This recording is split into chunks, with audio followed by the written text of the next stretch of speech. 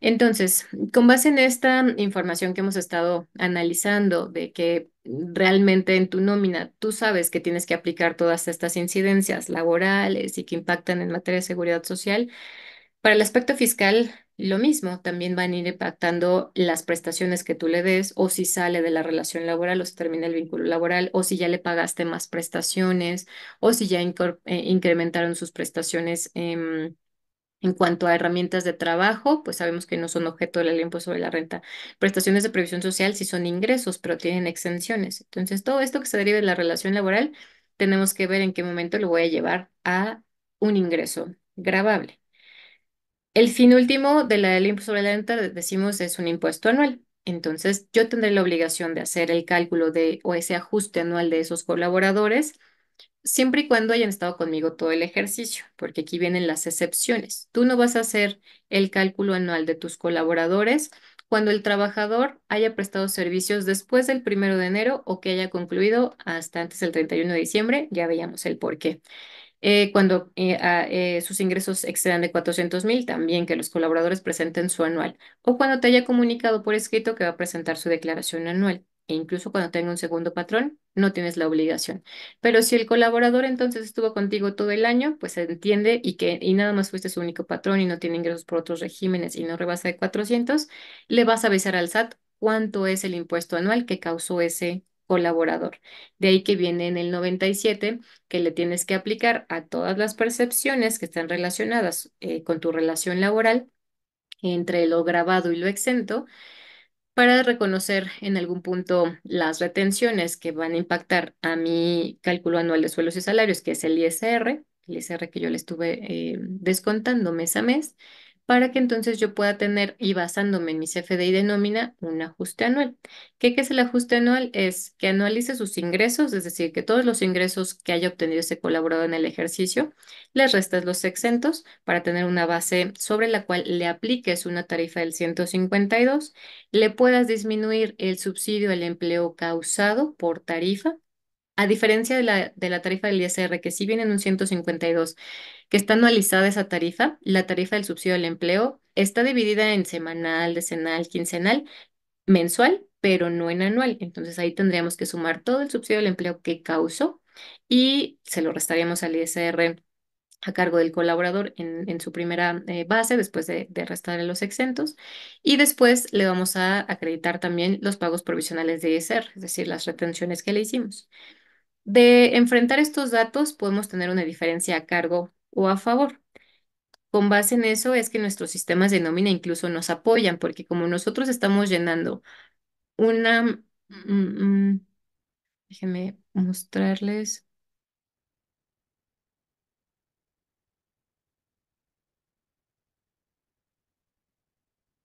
un ejemplo numérico.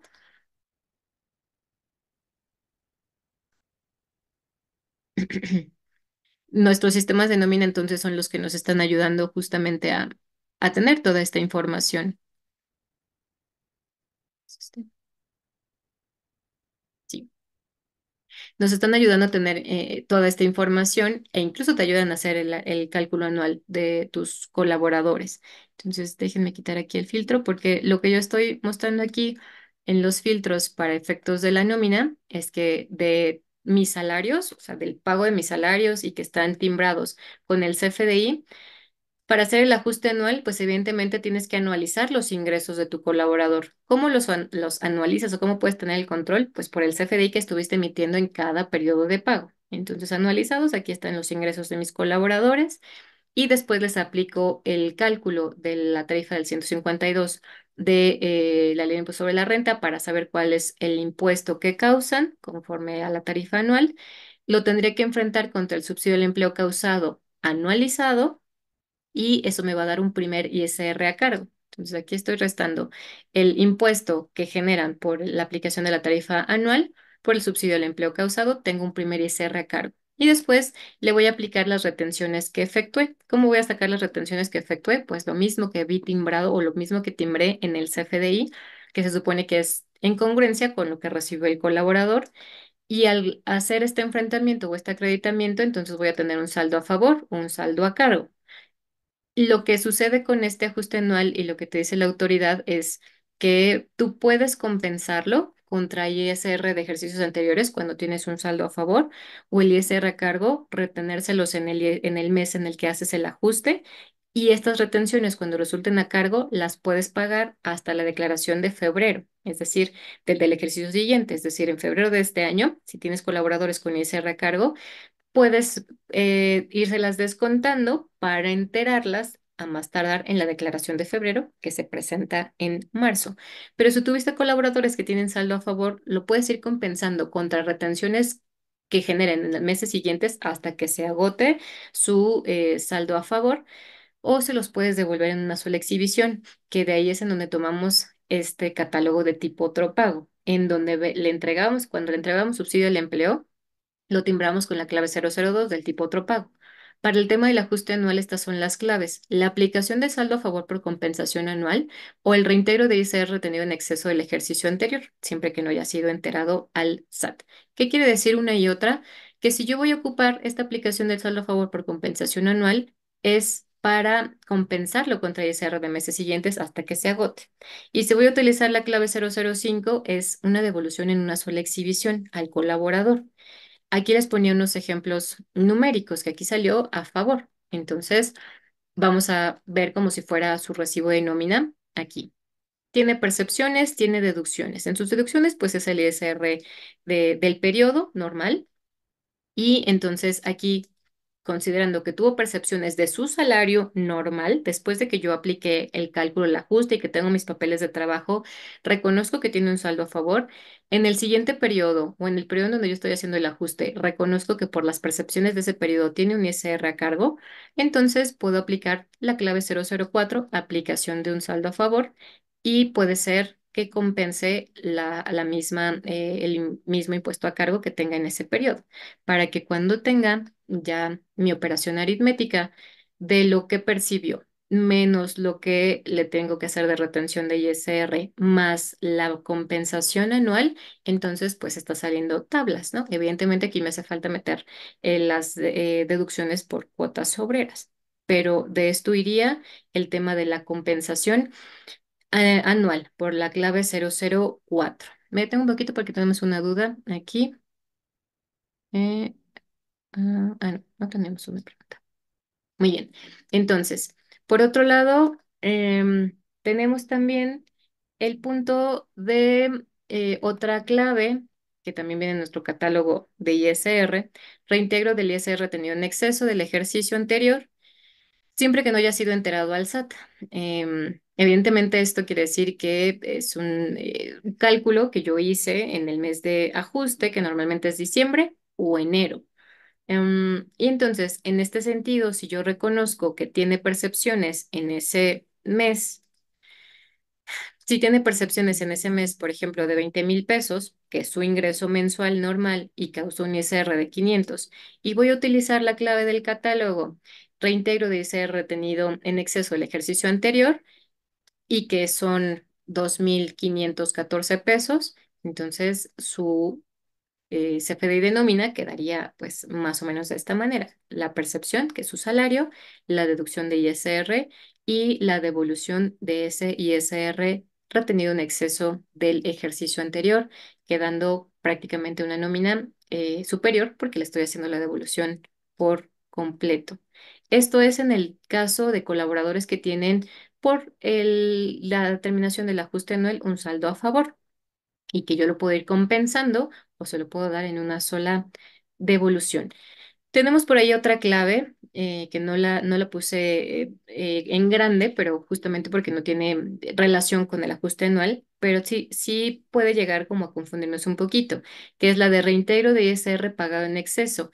Esta de reintegro de ISR pagado en exceso, que también la podemos ver en nuestro catálogo de nómina en tipo otro pago, es esta primera, es para aquellas empresas que hacen estos ajustes o patrones que hacen estos ajustes mes a mes, en donde ya mensualizan su ingreso, aplican una tarifa de subsidio al empleo mensual y con base en eso ven si le están reteniendo de más o menos y en ese mismo periodo mensualmente aprovechan para hacerle el reintegro del ISR pago en exceso. Estas dos claves son para el cálculo anual. Y ahorita veíamos el tratamiento para estos saldos a favor. Para el tema de el ISR a cargo de nuestros colaboradores sería una situación diferente. Aquí vas a tener tus percepciones normal del mes, del salario, las deducciones que le corresponden por el tema del ISR que causó por ese salario mensual ordinario, que también lo vemos acá en el tipo de deducción, es el ISR normal de cada periodo. Y adicionalmente le vas a estar descontando el ISR a cargo, 168 pesos, que es el que viene acá en mi fórmula. Sí, rastreo precedentes, aquí están los 168. Y aquí tenemos la clave del ISR de ejercicio anterior, que también viene en mi catálogo el 101 del ISR retenido del ejercicio anterior. Aquí estamos viendo que la diferencia sería si tiene percepciones por 20,000 pesos, pero causó un ISR de esos 20,000 de 500, más lo que le estoy reteniendo que dejamos de enterar del ejercicio anterior. ¿De quién es la obligación del pago de este impuesto? Del contribuyente, o sea, del trabajador, pero le da la obligación al patrón para que sea él el que haga el ajuste y le comunique al trabajador que va a tener todavía, le va a tener que retener todavía un poquito más de lo que le tuvo que haber retenido en todo el periodo, en todo el año. Estas diferencias recuerden que vienen justamente de la aplicación de tarifas en diferentes periodos de pago, sobre todo en tarifas semanales por temas de pagos semanales y demás, o porque tienen bonos, porque tienen algunas otras prestaciones variables, por ejemplo, que puedes optar por pagar a través de la tarifa del artículo 96 o por la del reglamento del 174, que lo que hace es sacarte una tasa efectiva. Y esa tasa efectiva se acerca mucho más al periodo que representa el ingreso que estás recibiendo, el periodo al mensual. Porque lo mencionábamos justo cuando veíamos la tarifa del 96. El aguinaldo no es una percepción anual, son 15 días por haber laborado un ejercicio, los 365 días.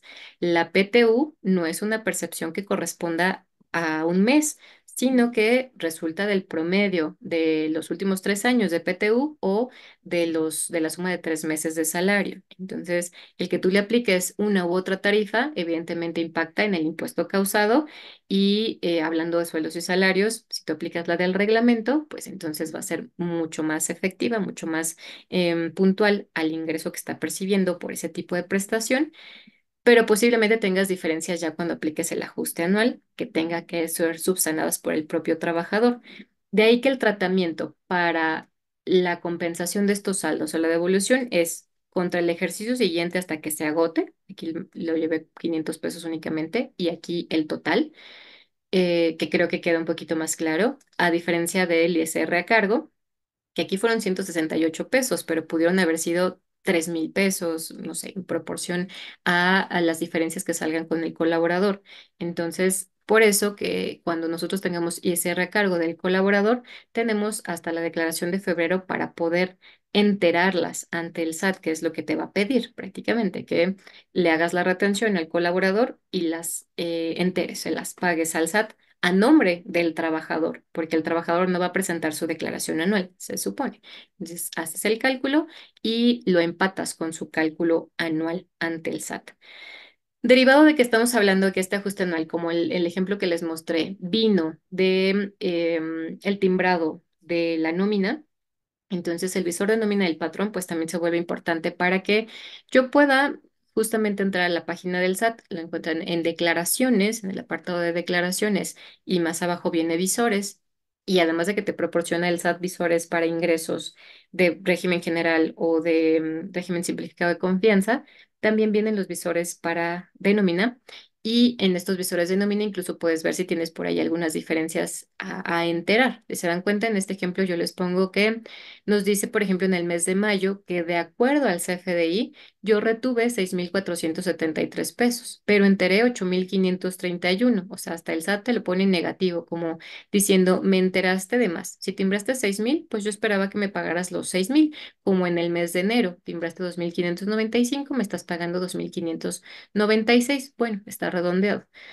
pero en los siguientes meses nos damos cuenta que está pagando, pareciera como una diferencia a favor del trabajador, algo que no causó. En julio me llama la atención y en todos los meses que aparecen en cero, a pesar de que dice total de nómina un importe, que no haya habido retenciones. Entonces, muchas ocasiones lo que sucede en los primeros meses cuando tú apliques el ajuste anual es que el propio visor reconoce estas claves que nosotros estamos manifestando aquí, que si estás aplicando compensaciones de saldos a favor o reintegros de ISR retenidos en exceso, en tus declaraciones provisionales e incluso en el visor de nómina, que en Excel te lo arroja de esta manera. Déjenme ver dónde está el Excel. Cuando ustedes ya lo exportan, este. Aquí mismo te pone que está reconociendo que el CFDI de nómina está compensando ISR y por lo tanto ya no te pediría que pagues lo que dice tu CFDI. ¿A qué me refiero? Cuando ustedes hagan apliquen estos procedimientos con estas claves, aquí causaste un ISR. Este ISR es el que lee el SAT en el visor, en el que te dice ISR retenido. Aquí estaría revisando que tienes causado o que causó tu colaborador 500 pesos, los cuales te pediría el ejercicio siguiente. Pero como también detecta que tu CFDI tiene estas claves, entonces aquí te estaría saliendo, saldriendo, perdón, ceros, como diciendo que tienes un ISR causado, pero también tienes compensaciones. Lo mismo que acá. Pero bueno, aquí es la lógica que aplica también el SAT leyendo esas claves. Aquí nada más me llama la atención que viene septiembre y también tienes ingresos o pagas salarios y no tienes retenciones, ¿no? Entonces ahí, evidentemente, pues está pasando algo con tu timbrado que posiblemente no lo está reflejando de la mejor manera, por eso siempre es importante regresar a la información que yo tenga de manera interna, porque les repito, el visor no te arroja, no cambia tu información, simplemente te muestra lo que tú ya tienes timbrado. ¿Bien? Aquí viene lo que ya comentábamos de cuándo tienes que hacer el entero de ese impuesto a cargo que salió a nombre del colaborador, a más tardar el febrero del siguiente año y la diferencia que resulte a favor se puede ir compensando en el ejercicio siguiente. Otra situación que nosotros tenemos que considerar al respecto del CFDI de nómina es que tenemos por resolución miscelánea nuevamente vigente esta regla en donde nos dice que tú puedes corregir por única ocasión tus CFDIs de nómina y que lo puedes hacer durante todo el periodo de febrero hasta el 29 de febrero sin que tengas afectación en este ejercicio y que tienes que seguir tomando como periodo de pago el mes más bien en el periodo, el ejercicio del 2023, pero puedes corregir todas estas diferencias que tengas en algún momento en tu timbrado de nómina hasta el 29 de febrero. Solo no te olvides de que cuando hagas justamente la cancelación o la reexpedición y la cancelación, en la reexpedición le pongas la fecha de pago del ejercicio anterior.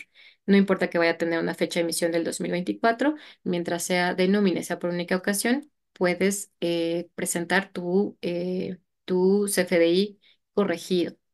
Recuerden que los CFDIs de nómina es un CFDI que va a estar vigente y que es cancelable sin aceptación. No necesita una aceptación del tercero, entonces eso va a ser importante también considerarlo. Esto es para el tema de nuestro ISR y consideraciones generales que tenemos que tomar en cuenta a inicios de este ejercicio. Reconocer que no tenemos tampoco cambios en las tarifas siguen estando igual desde el 2021 con esa última actualización por la inflación, 2021, 2024 son los mismos. Y vemos que también en la nómina, nuestro CFDI, pues es lo que nos va a dar la pauta en este visor que les mostraba, es lo que va a estar precargando la declaración anual para efectos del pago de nómina. Entonces, si estamos reconociendo que hay diferencias, pues hay que ponerle más atención para hacer las modificaciones respectivas y entonces que nos precargue la información correcta. ¿Qué otra información está retomando la autoridad de tu nómina? Que aquí les ponía también este otro índice con información adicional. Justamente de lo que se deriva de hacer el cálculo del ajuste anual de sueldos y salarios es que por cada colaborador, por cada periodo, tú tienes que anualizar sus ingresos. El ejemplo que veíamos hace un momento. Y también tienes que reconocer que por cada periodo de pago, por cada prestación que tú le pagaste, de ese total vas a tener ingresos exentos y grabados. Y entonces es tu propio sistema de nómina el que te ayuda incluso a darte estos totales, del total de lo que tú le entregaste a tu colaborador, cuánto es exento y cuánto es grabado. Recuerden que desde el 2014, en el artículo 28 de la Ley de Impuesto sobre la Renta, te dice que no vas a tener un no deducible como patrón por aquellos ingresos que a su vez sean exentos para los trabajadores. El no deducible es del 53 o del 47, dependiendo un procedimiento que te dice la regla de resolución miscelánea desde el 2014 y que no ha variado como tal, 3.3129, que habla la regla, el capítulo 3 habla de inicio de los impuestos ya del ISR. Entonces, lo que te dice es para saber si tu porcentaje no deducible va a ser del 57 o 43, va a depender de que tú confrontes los ingresos exentos de tu colaborador de un ejercicio con otro. 2021 con 2022, 2022 con 2023. Si disminuyeron los ingresos exentos, entonces tu no deducible va a ser del 53%, porque lo que busca la autoridad no es que disminuyas estas prestaciones de previsión social, por ejemplo, para tus trabajadores, o estas prestaciones que a su vez son exentas, como las veíamos en el 93. Entonces, la comparación justamente va a venir de que tengas tus totales anuales, sepas cuánto le dice al colaborador, cuánto de esas prestaciones fueron exentas y cuántas fueron grabadas. Por ejemplo, aquí tenemos estos 83 que fueron exentos con un año con otro. ¿Y cuánto representa del total de lo que yo pagué? En este ejemplo, un 8.15. Y del año anterior, 5.87. Aquí la pregunta es, ¿disminuyó de un ejercicio con otro? No, incluso hasta incrementaron los ingresos exentos. Por lo tanto, te llevarías un no deducible un deducible del 47 y el resto, el 53, sería deducible.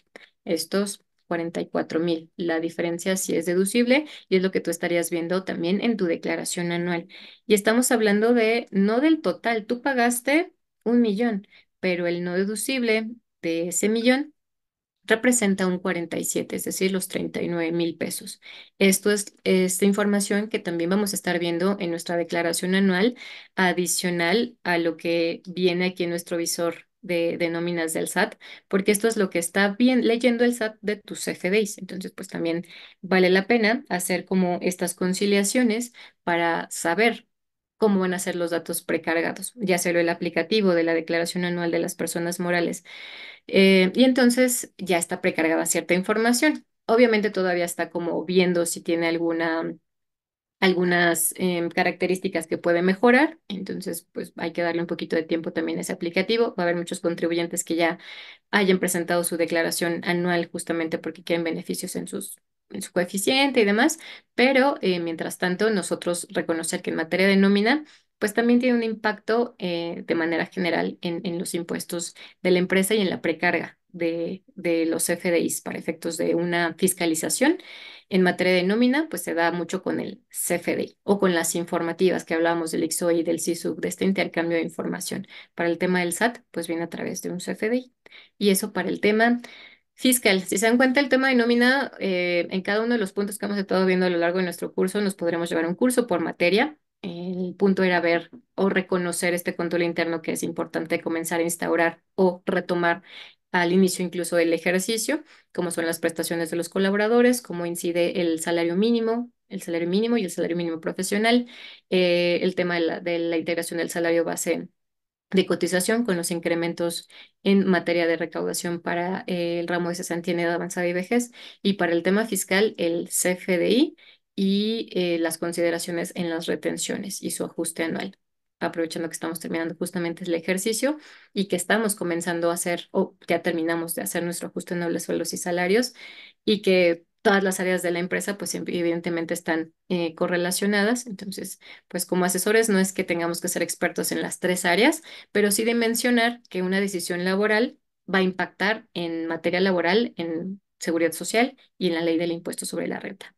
Y por último, y lo voy a hablar también muy brevemente, es el tema de una última entrada en vigor de una regla o de una obligación, que es el teletrabajo. Me detengo un poquito porque Estolia tiene una duda. Nos dice, este factor de no deducibilidad para el patrón es injusto porque son ingresos del trabajador, no del patrón. Dice, no entiendo por qué para el patrón es un gasto no deducible si deriva de pagos de ley al trabajador. Correcto, Eustolia, sí coincido contigo y en su momento fue motivo de amparo también y em, de enfrentamientos justo con el sector privado y la legislación, en el sentido de que, oye, tú me obligas a darle prestaciones que a su vez están exentas por ley. Entonces, prácticamente por tener trabajadores, ya me estás orillando que tenga un no deducible. Estamos hablando aquí del aguinaldo, no solamente prestaciones de previsión social, sino de aguinaldos, em, la prima vacacional, la PTU, que por ley tengo la obligación de darle. Si fuera a mi consideración entregarle prestaciones de previsión social que sé que llevan una exención, pues ahí yo podría sopesar si se las entrego o no, pero aunque no se las entregue, ya por defecto, aunque tengas nómina, vas a tener no deducibles en el 47 o el 53%. De ahí que Australia dice, bueno, ya me estás de inicio metiendo un no deducible ahí por tener nómina con prestaciones mínimas de ley. Y en su momento estuvo justamente en discusiones en este sentido.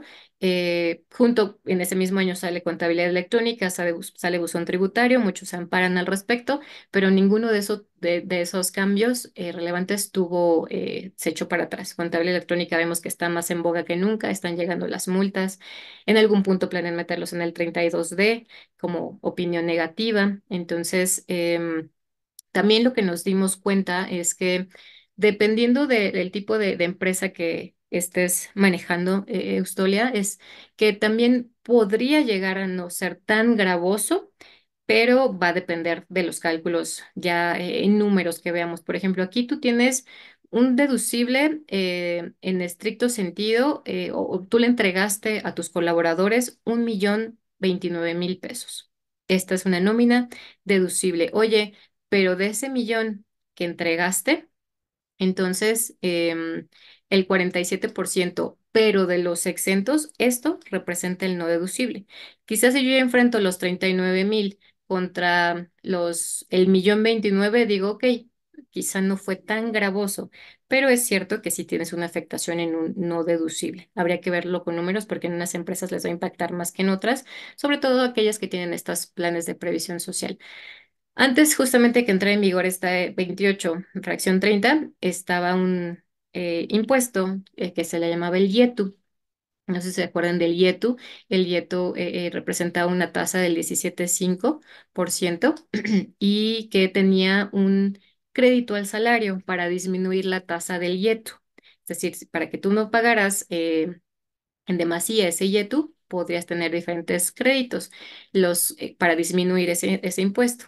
Venía por un crédito al salario, un crédito en cuanto a las contribuciones también en materia de seguridad social. Entonces, prácticamente por ahí subsanaron quizá contribución del YETU, pegándole a los pagos por los que tenía acreditamiento ese YETU, que eran las prestaciones de los salarios, ¿no? Que le pagas a tus colaboradores. Ya no tenías ese crédito al salario, ya no tenías ese crédito en materia de seguridad social. Ok, por ejemplo, aquí nos dice Ustoli, es que yo quiero implementar planes de previsión social, pero esta partida impacta en no deducibles y desalienta la intención de dar previsión social. Es cierto, Eustolia, habría que hacer como un ejercicio justamente del impacto que tendría el hecho de que tú implementaras planes de previsión social. Estudia justamente de esto fue mi tesina para titularme de la especialidad de estos impactos. Entonces, sí lo planteamos en varias empresas con diferentes prestaciones. Por eso sí les recomiendo que hagan números. Una vez que ustedes hagan números, posiblemente no te desaliente tanto. Estudia, sí va a ser importante que lo plantees así porque posiblemente no sea más el beneficio de que las prestaciones de previsión social siempre jalan talento. Ustedes mismos yo creo que han escuchado que de pronto los colaboradores dicen, bueno, es que el salario no es tan bueno, pero tengo excelentes prestaciones. Los vuelve competitivos también para que sea más atractivo el hecho de que estén en la compañía con ustedes. Entonces, quizá poderlo subsanar con este otro tema de captar talento, de que vengan más ingresos, por ejemplo, y ya al plantearlo en un tema en números financieros, ver quizá el impacto fiscal. Pero no te desalientes todavía, Eustole. Yo te invito a que si hagas las proyecciones en números para que veas que posiblemente no sea una afectación tan gravosa como lo podemos ver ahorita de tienes un no deducible del 47,53, pero por el importe exento y no por el total de las prestaciones que tú vas a pagar. Gracias a ti, Eustolia, como siempre, por tu participación. Y por último, dentro de nuestros temas como relevantes de los últimos cambios en el ejercicio 2023 que impactan ya para el 2024, las modificaciones al teletrabajo. Creo que partiendo de esta diapositiva podemos hablar del material que viene a continuación, pero recuerden que si desde que esta pandemia y demás no hemos regulado este tema del teletrabajo, porque los colaboradores ya estamos muy cómodos todos trabajando desde casa y no hemos tenido estas regulaciones, para eso entra la NOM 37. La NOM 37 ya te da o te reitera este concepto de teletrabajo, las condiciones que tienes que tener en un contrato de teletrabajo también, si va a ser en algún punto parte de un contrato colectivo de trabajo y que tienes que adicionar en tu reglamento interior de trabajo la inclusión del teletrabajo, o sea, un reglamento interior para los colaboradores que estén en teletrabajo o ponerle por ahí. Y esto va específico para los teletrabajadores. Obligaciones especiales de los patrones, como es que tú les des las sillas ergonómicas o les ayudes con la energía eléctrica y en proporción con los gastos de telecomunicación, que se los deposites en la nómina y las obligaciones de los colaboradores en esta modalidad. ¿Qué pasa si cambia la modalidad? Porque ahí estamos hablando de que hay un cambio en las condiciones laborales. Por eso les decía que todo va a partir aquí, las decisiones que ustedes tomen o el impacto de una recesión laboral en el cambio en las condiciones laborales. Si tienes un teletrabajador y de pronto le cambias la condición laboral a que tienes que ir a la oficina, y no está regulado correctamente. Muchas empresas se vieron con este impedimento o esta quizá tope con los trabajadores de que decían, híjole, es que yo ya me acostumbré a trabajar desde casa y ahora tengo que regresar a la oficina. Entonces, cuidado con las condiciones de trabajo que no estén bien implementadas en su nómina o con sus colaboradores, porque puede ser también causal de rescisión con responsabilidad para el patrón. Y la supervisión del teletrabajo. Entonces, aquí viene como que todo el contenido de esta NOM 37 famosa del teletrabajo nos vuelve a decir que es cuando el colaborador te preste su servicio en otro lugar que no sea el centro de trabajo y no te dice dónde. Entonces, tú lo tienes que especificar. Va a ser en la casa del colaborador, va a ser en la casa quizá de un tercero, va a ser en una oficina aparte que el colaborador tenga, o sea, simplemente te dice que esté fuera del lugar en donde normalmente prestaba sus actividades o del domicilio del patrón, tú lo tienes que esclarecer. Y por otro lado, recuerden que normalmente los teletrabajadores son aquellos que pueden hacer su trabajo cuando utilizan las tecnologías de la información y de la comunicación y sobre todo que es un teletrabajador porque realiza más del 40% utiliza más del 40% de su tiempo de jornada laboral en su casa. Si cambia este tema de la relación, de la jornada laboral que veíamos que se está discutiendo en el mes de marzo, pues también el 40% ya no será sobre una jornada continua de 48 horas, sino de 40. Y con base en eso, entonces también tendremos que discutir el tema del teletrabajo. Serían las primeras consideraciones. Para que sea teletrabajo es porque el colaborador puede utilizar la tecnología de la información o las herramientas informáticas y porque tiene más del 40% del tiempo lo pasa en ese otro lugar. Otra situación que va a ser importante es, tú le tienes que decir cuánto le vas a pagar, cómo va a estar distribuido su horario y además cómo se van a tener que comunicar para poder hacer un seguimiento de esa prestación del servicio, pero tú tienes que encargarte de proporcionarle todo el equipo de cómputo, las sillas ergonómicas, impresoras, etcétera, para que pueda tener una respuesta favorable en su trabajo. Recibir oportunamente el trabajo y pagar los salarios, evidentemente, es parte de tus obligaciones y asumir los costos derivados del trabajo a través de esta modalidad. O sea, todo lo que tú le proporciones va a ir a cargo tuyo. Incluso recuerden que vienen los servicios de telecomunicación y la parte proporcional de electricidad, que nunca te he dicho cómo calcular esa parte proporcional de electricidad, pero que sigue dejándolo como muy abierto a que sea en proporción, quizá por tiempo, de ese recibo que le llega al colaborador. Otras obligaciones especiales es que lleves el registro de los insumos que les estás entregando a los colaboradores y además que tú sepas que ellos están implementando seguridad cibernética en algún punto, es decir, que no estén proporcionando información confidencial de la empresa y además que tengan derecho a la desconexión. Este famoso concepto que ha sido también muy aclamado últimamente, el derecho a la desconexión, a que se cumplan con su horario y ya no vuelvan a conectarse a los equipos en donde van a tener comunicación contigo mientras estén fuera del horario que estipularon para el tema del teletrabajo. También, evidentemente, son sujetos de aseguramiento del Seguro Social. Y además que los tienes que capacitar, porque llegó pandemia y de pronto todos teníamos que utilizar Zoom y no todos estábamos familiarizados con esas herramientas y generaba un estrés impresionante en las personas que realmente nunca habían utilizado el equipo de cómputo para hacer todo su trabajo y mucho menos para agendar juntas y demás. Entonces, ahorita ya está regulado con esta NOM 37.